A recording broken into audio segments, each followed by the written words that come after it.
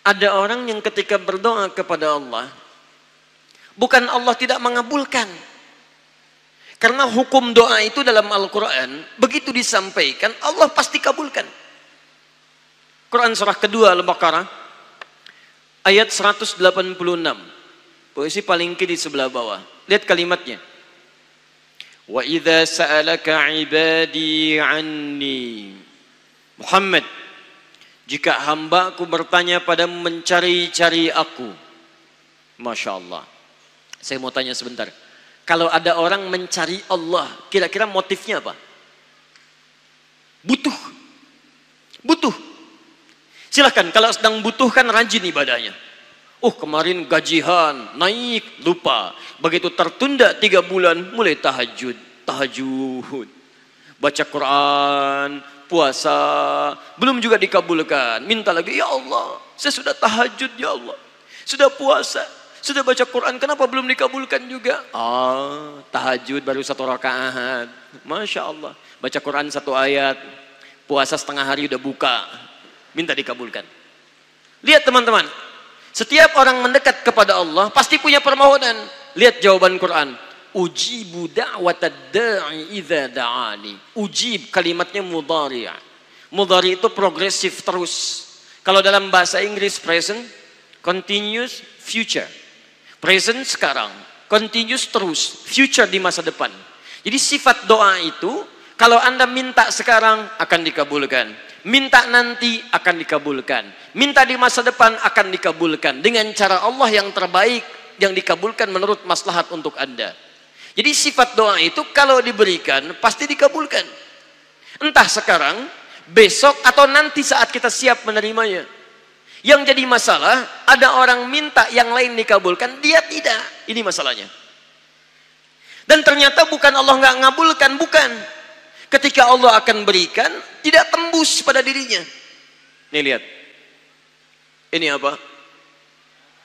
Jangan katakan wallahu alam, gelas ya. Baik. Di atasnya ada apa? Tutup. Saya buka tutupnya. Perhatikan baik-baik. Ini apa? Spidol. Kalau saya masukkan ke dalam gelas, bisa? Masuk? Masuk. Lihat baik-baik. Sekarang saya tutup dengan ini. Masih bisa masuk? Tidak. Perhatikan baik-baik. Sulit.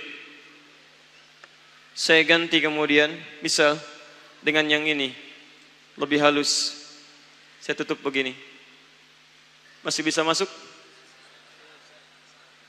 Sulit. Mau dipaksa jadi masuk ke dalam, jadi kotor, tidak bisa diminum. Lihat baik-baik.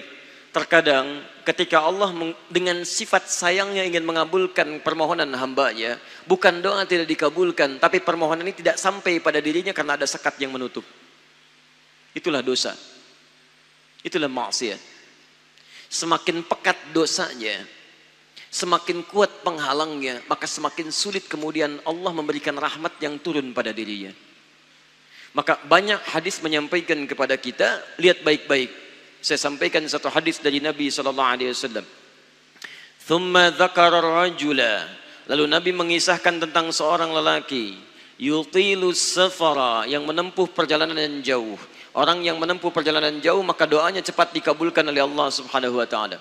Teman-teman yang ikut dari Bandar Lampung, ada yang tadi jaraknya 150 km Telang Bawang dari sini. Lihat, begitu di jalan, mohon kepada Allah, minta. Ya, safar yang baik itu cepat mengabulkan doa. Orang ini safar. Yamuddu yadaihi ilas sama, dia mengangkat tangannya ke langit begini. Orang yang berdoa mengangkat tangan itu lebih cepat dikabulkan daripada yang diam. Hadisnya banyak. Di Abu Dawud nomor hadis 1480 sampai 1490. Awas, innallaha hayyun karimun. Allah itu maha pemalu dan maha mulia, dan akan merasa malu kalau meninggalkan hamba yang mengangkat tangan, menurunkan tangannya dalam keadaan hampa. Maksudnya orang yang mengangkat tangan akan lebih cepat dikabulkan doanya dibandingkan yang diam. 3. Fayaqulu ya Rabb ya Rabb. Maka dia berkata ya Rabb ya Rabb, memohon dengan al-asmaul husna, sifat rububiyah Allah yang kalau dimintakan dikabulkan. Ya Rabb ya Rabb. Quran surah ke-17 ayat 110 sampai 111, paling kanan di pertengahan. Lihat baik-baik.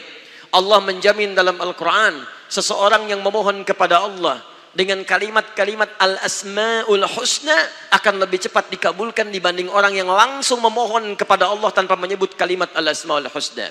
Qulid'ullaha awid'ur rahman ayyamma tad'u falahul asma'ul husna.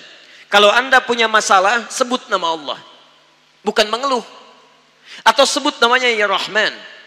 Tapi kalau Anda mampu, cari nama-nama Allah yang terbaik sesuai dengan persoalan yang sedang kita hadapi. Namanya Al-Asma'ul Husna.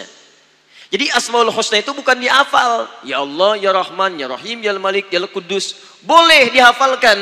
Tapi hafalan ini maksudnya membantu kita untuk bisa memilihnya saat kita membutuhkannya.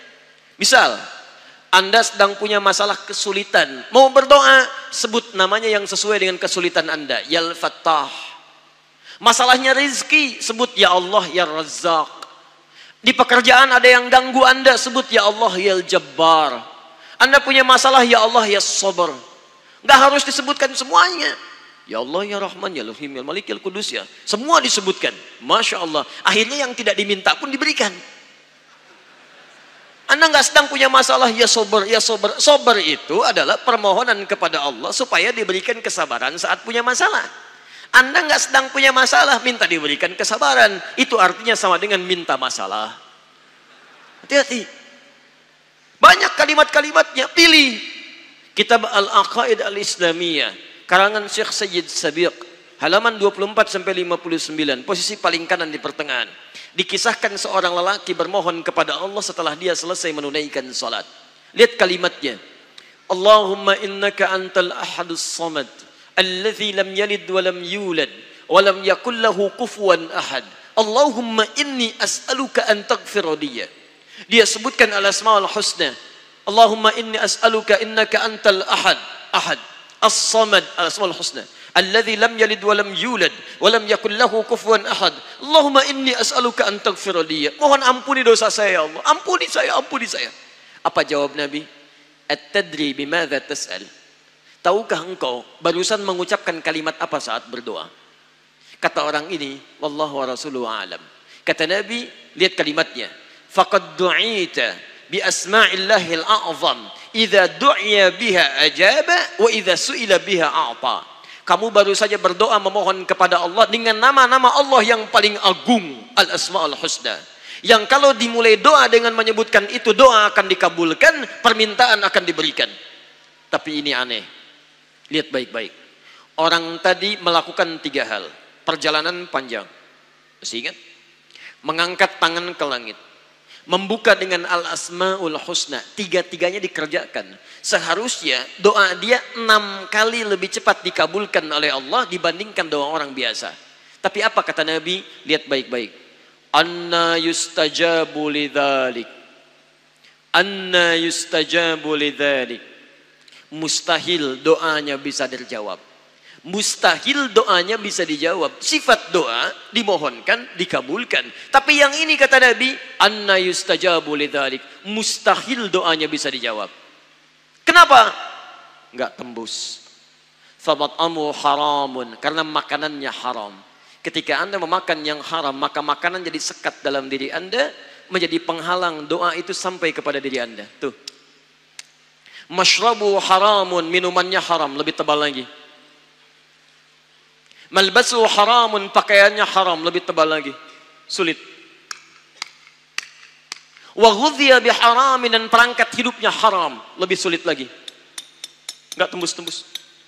Yang paling celaka dibawa yang haram ke rumah, dimasak kemudian oleh ibunya, dibagikan kepada anak-anaknya, muncul haram di keluarga, maka sulit turun rahmat ke dalam keluarga itu. Makanya kalau sudah maksiat terjadi, maka mohon maaf, rahmat sulit diturunkan, hidayah sulit masuk dalam diri seseorang. Maaf, ini yang haram beredar dengan darah, masuk ke dalam telinga. Quran kemudian muncul surah ke-6 ayat 25. Wa fi adhanihim waqra, di telinganya akan ada sumbatan. Bukan nggak bisa dengar, yang lain kedengaran. Cuman ketika diminta yang baik-baik, nggak tembus dalam telinganya. Konser musik di GBK, di Jakarta, Masya Allah, dari Lampung kedengaran. Masjid yang jaraknya 5 meter dari rumah, tak nyampe. Ini rumah dia, Ini masjid, mikrofon masjid ke rumahnya begini nih. Sepeda ada, motor ada, mobil ada, kendaraan ada. Allahu Akbar. Hayya 'alas shalah. Gak dengar. Komat, gak dengar. Konser musik yang jaraknya cukup jauh, Masya Allah. Sebelum artisnya datang, tiketnya udah habis. Masjid kurang apa lagi? Soundnya jelas, panggilannya bagus. Ustadznya datang sendiri, nerangkan sendiri, nulis sendiri, kadang-kadang ngapus sendiri, live juga. Kemudian ada snacknya, aquanya ada, semua kelengkapannya ada. Dengan semua itu belum menyentuh Anda terpanggil untuk datang, coba cek maksiat apa yang sudah Anda kerjakan.